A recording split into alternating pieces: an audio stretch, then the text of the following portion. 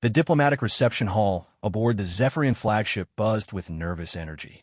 Ambassador Kira adjusted her formal robes, the deep blue fabric shimmering under the artificial lights designed to accommodate dozens of different species.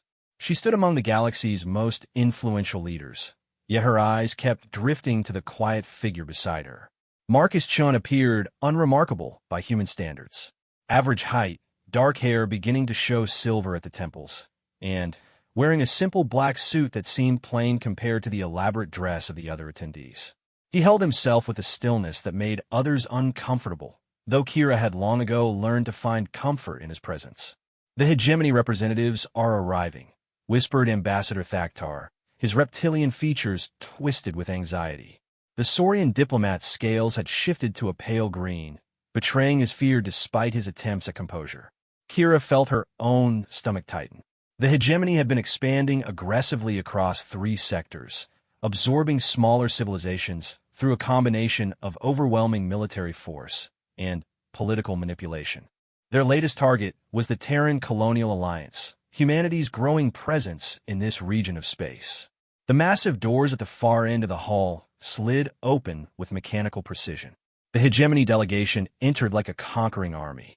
At their head walked General Vextai, a towering Chronari whose exoskeleton gleamed with battle scars and ceremonial etchings. Behind him came a phalanx of warriors from a dozen different species, each one a veteran of the hegemony's countless campaigns.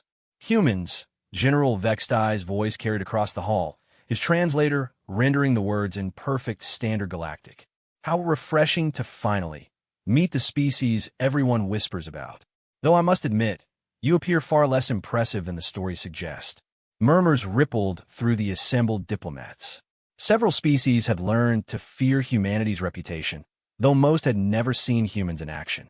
The stories spoke of impossible tenacity, of warriors who refused to yield even when facing certain death. Marcus remained motionless beside his wife, his hands clasped behind his back. Kira noticed how other diplomats unconsciously created space around them, as if sensing something they couldn't quite identify. "General Vextai," Kira stepped forward with practiced diplomacy. "The Terran Colonial Alliance appreciates this opportunity for dialogue. We believe peaceful coexistence benefits all our peoples." The Chronari general's mandibles clicked in what Kira recognized as amusement. "Peace is a luxury afforded to the strong, Ambassador. Your colonies lie in strategically valuable systems. The hegemony has use for these resources. Those systems are inhabited by millions of sentient beings," Kira replied, her voice steady despite the threat. "Surely we can find a solution that respects their rights and your needs." "Rights?"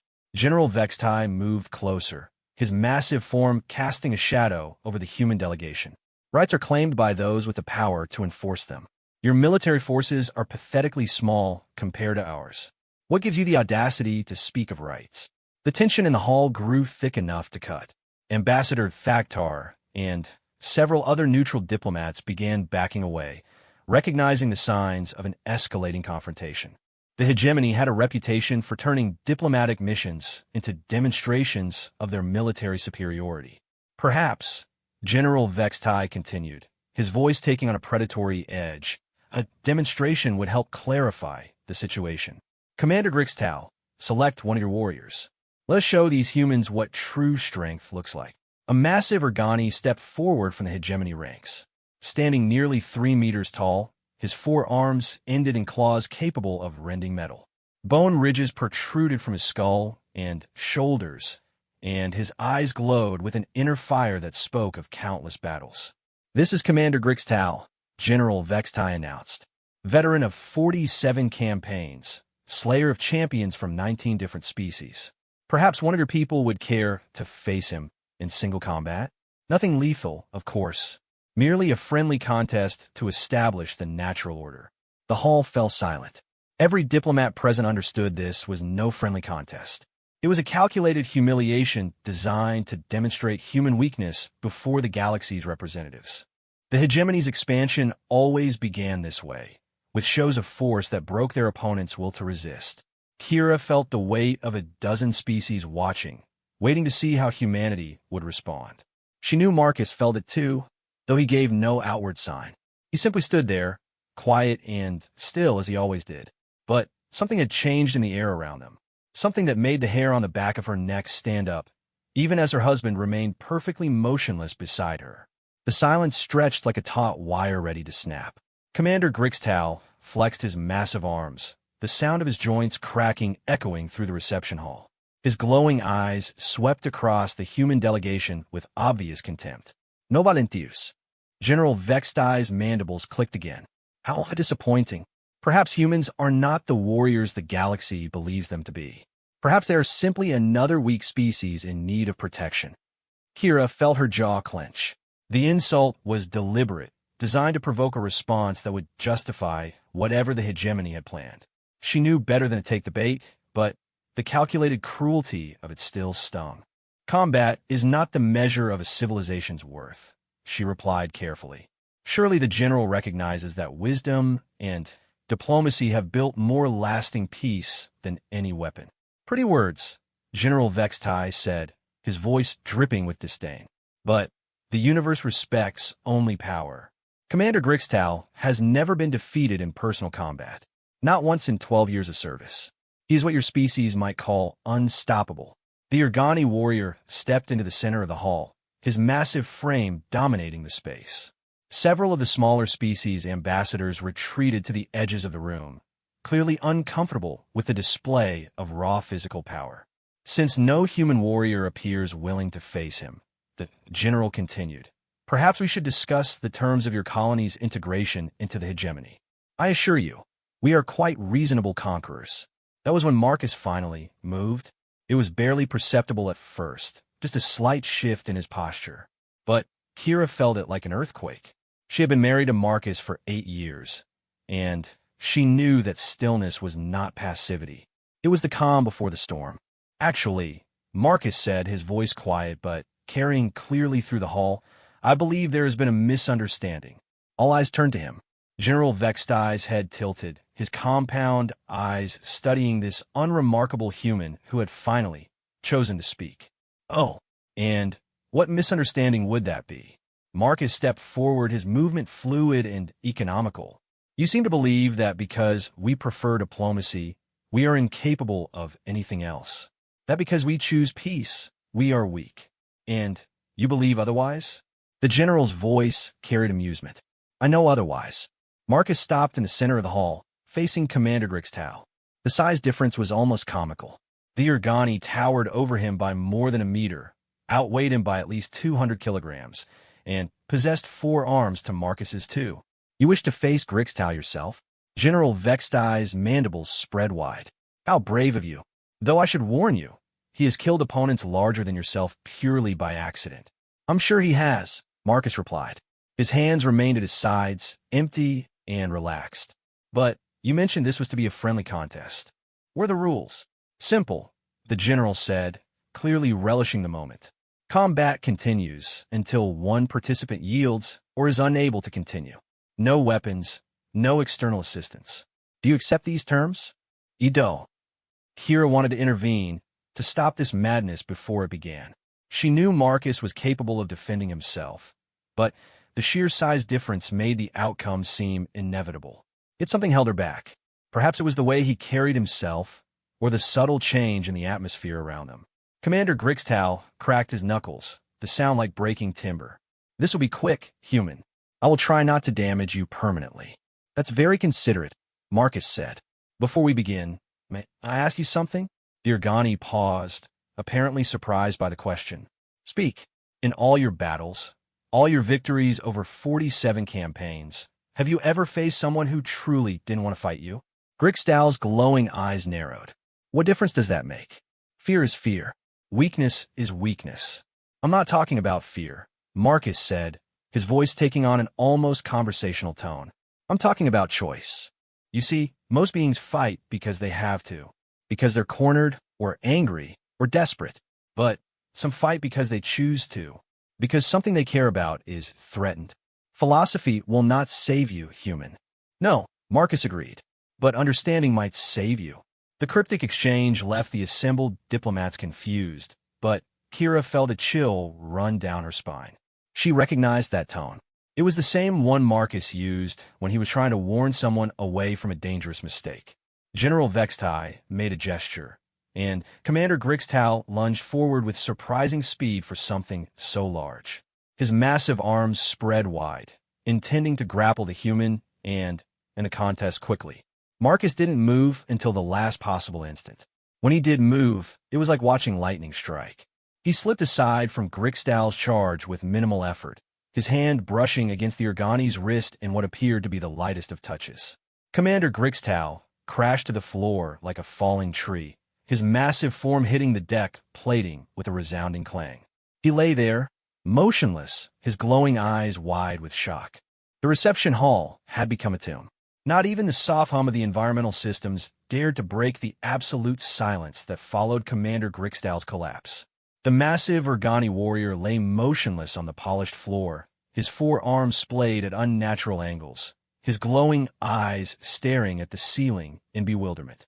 Marcus stood over him, his hands still extended from that impossibly light touch. His breathing hadn't changed. His heart rate appeared normal. He might as well have been standing in his own living room, reading the morning news. "Impossible," General Vextai whispered, his voice carrying clearly in the silence. His mandibles had stopped clicking entirely, locked in a position of shock. Commander Grixtau tried to move, his massive muscles straining against some invisible force. His mouth opened and closed soundlessly, like a fish gasping for air. The effort sent tremors through his enormous frame, but he remained paralyzed from the neck down. "What did you do to him?" The general's voice rose to a roar that echoed off the walls. Several hegemony warriors stepped forward, their hands moving to weapons that weren't supposed to be present at a diplomatic function. Marcus finally looked up from the fallen warrior, his expression calm and patient. "I touched a pressure point. Commander Grixtau will recover full mobility in approximately 10 minutes. He may experience some tingling, but there will be no permanent damage." "That's impossible," repeated one of the hegemony's medical advisors, a spindly Velthari whose multiple eyes were wide with disbelief. "Organi nervous systems are completely different from human anatomy. No pressure point technique should work across species barriers." "You're absolutely right," Marcus agreed. "It shouldn't work, unless you understand that all nervous systems share certain fundamental properties. Bioelectrical impulses follow predictable patterns, regardless of species. Find the right confluence points, apply pressure with precise timing and force, and you can temporarily disrupt the signals." He spoke like a professor explaining a simple concept to students, which somehow made his words more unsettling than any boast or threat. Ambassador Thaktar found his voice first among the neutral delegates. "How could you possibly know Organi anatomy well enough to attempt such a technique?" "I studied," Marcus said simply. "When we accepted this diplomatic mission, I researched every species that might be present, their anatomy, their fighting styles, their cultural approaches to conflict.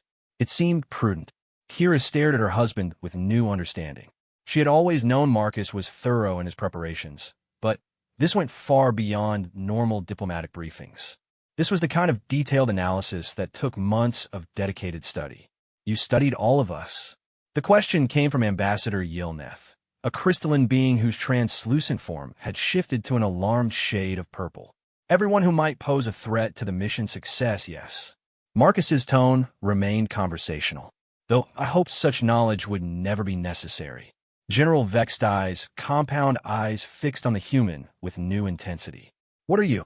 "A diplomat's husband," Marcus replied. "A man who wants to go home to his garden and his books when this is all over. Someone who really doesn't want to fight. But you can fight." It wasn't a question. Yes. The simple admission carried weight that seemed to press down on everyone present. Commander Grixtau had managed to regain some movement in his fingers, but his attempts to rise only resulted in uncontrolled spasms. "The stories about humans," General Vextai said slowly. "They spoke of warriors who refused to yield, who fought beyond reason and logic. But they never mentioned anything like this. Different humans, different skills," Marcus said. "Some of us are warriors in the traditional sense. Others fight with words or ideas or economic pressure. Some of us study our enemies so thoroughly that fighting becomes unnecessary." He gestured toward Commander Grixtal, who was finally beginning to regain limited movement in his arms. Your champion is skilled and experienced. In a fair fight, he would probably defeat me eventually. But fair fights are a luxury I can't afford when my wife's safety is at stake. The personal element of his words seemed to surprise the assembled diplomats more than his demonstration of skill. This wasn't about human superiority or military prowess. It was about protecting something precious. The Terran Colonial Alliance, General Vextai, said carefully, appears to have hidden depths. We prefer untapped potential, Kira interjected, finding her diplomatic voice again. As I mentioned earlier, we believe in peaceful coexistence. But we also believe in being prepared for those who might not share that preference. Marcus helped Commander Grixtal to a sitting position as feeling returned to the warrior's legs. The Organi stared at him with an expression that might have been respect or terror. How many more like you does humanity have? General Vextai asked. Marcus considered the question seriously. Every human is different. We each develop our own specialties based on our interests, aptitudes, and circumstances. Some become doctors who can heal injuries that would kill members of other species. Some become engineers who can build impossible things with inadequate resources. Some become teachers who can find ways to reach students everyone else has given up on. He paused, meeting the general's gaze directly. And some become people who study very hard to make sure their loved ones stay safe. The implications hung in the air like a challenge. Not just Marcus, but millions of humans, each developing their own unique capabilities driven by the same fundamental motivation, protecting what they cared about. Commander Grixtal struggled to his feet, his massive frame swaying slightly as his nervous system finished rebooting. He looked down at Marcus with something approaching awe. You could have killed me, he said. Yes, but you didn't. No. The simple exchange carried more meaning than any elaborate speech about human nature could have conveyed. The revelation of Marcus's capabilities had shifted the entire dynamic of the reception hall, but General Vextai was not prepared to abandon his agenda so easily. The Krenari commander's mandibles clicked rapidly as he processed this new information, his tactical mind already adapting to changed circumstances. Impressive, he said finally, his voice carefully controlled. But parlor tricks will not protect your colonies from fleet actions. Individual skill, no matter how refined, cannot stand against overwhelming numbers and superior firepower. Marcus nodded thoughtfully. You're absolutely right, of course. One person, even a highly trained one, can't stop an invasion fleet. That would require something else entirely. And what might that be? The general's tone carried skepticism mixed with genuine curiosity. Infrastructure, Marcus said simply. The word seemed to confuse several of the assembled diplomats. Ambassador Yilneth's crystalline form shifted through several colors before settling on a puzzled orange hue. I'm afraid I don't understand, she said. Marcus smiled, and, for the first time since the confrontation began, he looked completely relaxed. General Vextai, your invasion plans rely on capturing the colonial systems intact, correct? The infrastructure, the orbital stations, the manufacturing facilities? After all, there's little point in conquering burned ruins. The general's eyes narrowed. Our intelligence suggests as much, yes. Those resources are precisely why the hegemony requires those systems. Interesting assumption, Marcus said.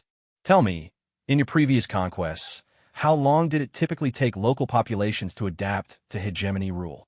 Irrelevant question. Adaptation is not optional. Humor me. General Vextai considered for a moment. Typically 3 to 6 months for full integration. Longer for species with particularly rigid cultural structures, but economic pressure usually accelerates the process. And during that integration period, you rely on the existing infrastructure to maintain productivity and order. Of course, it would be counterproductive to destroy what we intend to utilize. Marcus's smile widened slightly. General, I'd like you to meet my wife's assistant diplomatic attaché, Sarah Kim. He gestured toward a young woman standing near the back of the human delegation. She was unremarkable in appearance, perhaps 25 years old, wearing a standard diplomatic uniform and carrying a data tablet. Ms. Kim, Marcus said conversationally, would you mind showing the general what you've been working on during this reception? Sarah stepped forward with obvious nervousness, her hands trembling slightly as she activated her tablet. I've been running economic modeling scenarios based on the General's stated intentions regarding our colonial systems. And what did you discover? Well, Sarah's voice grew steadier as she focused on her area of expertise. If the hegemony attempted to occupy our colonies, they would discover that approximately 93% of our critical infrastructure is designed with human-specific interfaces, protocols, and security systems. General Vextai's attention sharpened. Explain. Our manufacturing systems require specific biometric authentication from human supervisors. Our transportation networks use navigation protocols that assume human reaction times and decision-making patterns. Our power distribution grids are optimized for human work schedules and environmental preferences. She paused, consulting her tablet before continuing. Most critically, our agricultural systems are calibrated for crops that provide optimal nutrition for human physiology. Other species might find our food supplies either inadequate or actually harmful to their health. The implications began to dawn on the assembled diplomats. Ambassador Thaktar's scales had shifted to a thoughtful blue-green. You're saying your colonies are essentially useless to non-human occupiers? He asked. Not useless, Sarah corrected, but occupying them would require completely rebuilding the infrastructure from the ground up. Our economic models suggest this would take anywhere from 5 to 8 years and cost approximately. She consulted her tablet again, 40 times the original conquest investment. General Vextai's mandibles had stopped clicking entirely. You designed your colonies to be unconquerable. We designed our colonies to be human, Marcus said. The fact that this makes them extremely expensive to conquer is simply a fortunate side effect. Kira watched her husband with growing admiration and slight concern. This level of strategic planning went far beyond anything they had discussed in their mission briefings. Marcus had been preparing for this possibility for years. But this still doesn't address the military equation, General Vextai pressed. Your defensive fleets remain inadequate. Do they? Marcus asked. Sarah, would you mind sharing the fleet readiness assessment? The young diplomat's nervousness returned. Sir, that information is classified at levels far above my clearance. It's all right, Marcus said gently. I believe the general would discover it anyway during his due diligence process. Sarah took a deep breath. Our official naval assets total 47 ships of various classes. However, our merchant marine comprises over 2,000 vessels, all of which are required by colonial charter to maintain specific defensive capabilities and crew training standards. Merchant vessels are not warships, General Vextai objected. No, Marcus agreed, but they're numerous, widely dispersed, and operated by crews who are intimately familiar with every asteroid field, nebula, and spatial anomaly in their territory. Crews who have families on the colonies you would be threatening. The tactical picture was becoming clearer to the military minds in the room. Commander Grixtau, who had been listening intently while still recovering from his earlier paralysis, spoke for the first time since regaining mobility. Asymmetric warfare, he said. They would turn every trade route into a battlefield, every cargo hauler into a potential threat, every civilian who knows the local space into an intelligence asset. The hegemony has faced insurgencies before, General Vextai said, but his tone lacked its earlier confidence. Yes, Marcus acknowledged, but not one where every insurgent has spent their entire adult life learning to navigate one of the most dangerous regions of space in the galaxy. Our colonial territories weren't chosen for their strategic value, General. They were chosen because they were places where only humans were stubborn enough to build successful settlements. The full scope of humanity's defensive strategy was becoming apparent. Not overwhelming force or superior technology, but simple, methodical preparation that made conquest pyrrhically expensive while making defense deeply personal for every human involved. You've spent decades preparing for this conversation, General Vextai said finally. No, Marcus replied. We spent decades preparing to never have to have this conversation. The silence that followed Marcus's words carried a different quality than before. Where earlier it had been the shocked silence of surprise, this was the contemplative quiet of minds processing new realities. General Vextai stood motionless, his compound eyes fixed on Marcus with an expression that might have been respect, calculation, or both. "You present an interesting puzzle," the general said finally. "Not insurmountable, but costly enough to require careful consideration." "That was always the goal," Marcus replied. "Make invasion expensive enough that negotiation becomes the more attractive option." Commander Grixtal stepped forward, his massive frame moving with more caution than before. "But you revealed all of this to us. Why show your defenses instead of letting us discover them through painful experience?" Marcus glanced at his wife before answering. "Because the best victory is the one that never requires fighting." General Vextai is clearly an intelligent commander, intelligent enough to recognize when the cost of conquest exceeds its benefits. "And if I'm not so intelligent," the general asked, "what if the hegemony chooses to proceed regardless of the costs?" "Then we adapt." The simple words carried an ominous undertone. "Humans are very good at adaptation, General. We've had to be." Ambassador Thaktar cleared his throat nervously. "Surely we can find a solution that benefits everyone." "The hegemony seeks resources and strategic territory. Humanity requires security for their colonies. Perhaps there are ways to achieve both goals through cooperation rather than conquest." Kira sees the diplomatic opening. The ambassador raises an excellent point. Our colonies produce agricultural surpluses that could benefit hegemony worlds. Our merchant marine could provide transportation services for hegemony trade goods. Our mining operations could supply raw materials in exchange for manufactured goods. Trade partnerships, General Vextime used, rather than territorial acquisition. Mutually beneficial relationships, Kira confirmed, with the additional advantage that partners are far more motivated than subjects to maintain productive efficiency. Marcus nodded approvingly at his wife's diplomatic skill. Economic integration provides many of the same benefits as political control, with significantly lower administrative costs. "And if disagreements arise between partners?" the general asked. "Then we negotiate," Kira said, "like civilized beings who recognize that sustainable prosperity requires willing cooperation." General Vextai's mandibles clicked slowly as he considered the proposal. Around the hall, the assembled diplomats watched the exchange with growing hope. Several smaller species had been targeted for future hegemony expansion, and any precedent for peaceful resolution would benefit them enormously. "The Hegemony Council would require guarantees," the general said eventually. "Assurances that human colonies would remain stable trading partners rather than potential threats." "Naturally," Kira agreed. "We would expect similar assurances regarding hegemony territorial ambitions in human-settled regions." "A formal treaty framework," Ambassador Thaktar suggested eagerly, "with provisions for dispute resolution and trade regulation, monitored by neutral parties," added Ambassador Yilneth, her crystalline form now glowing a hopeful gold color. Marcus remained quiet during the diplomatic maneuvering, but Kira could see the satisfaction in his eyes. He had achieved exactly what he had planned, demonstrating that humanity was too expensive to conquer while leaving room for face-saving alternatives. General Vextai turned to Commander Grixtal. "Your assessment, Commander?" The massive Ergani considered carefully before responding. "The humans fight differently than anyone we have encountered. Not just their techniques, but their entire approach to conflict. They prepare for wars they hope never to fight.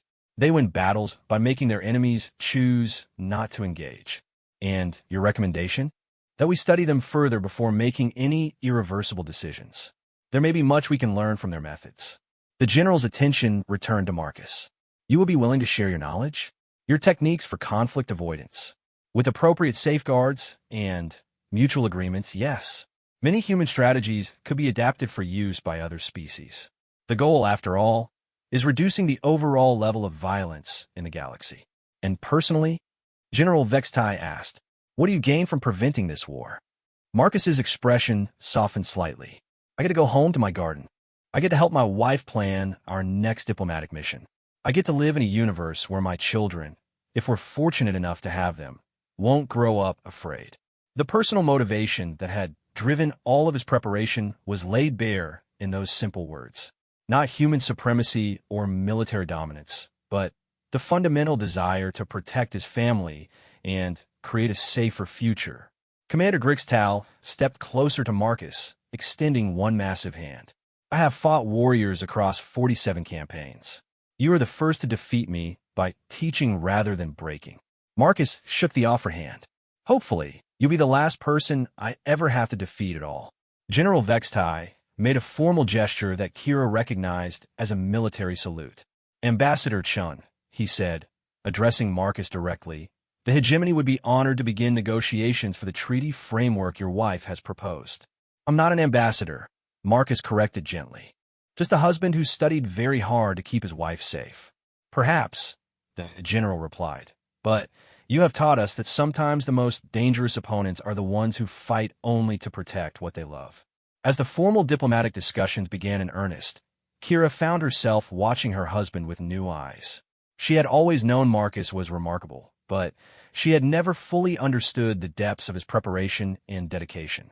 He had spent years learning to be a weapon he hoped never to use, all for the simple goal of keeping her safe and their future secure.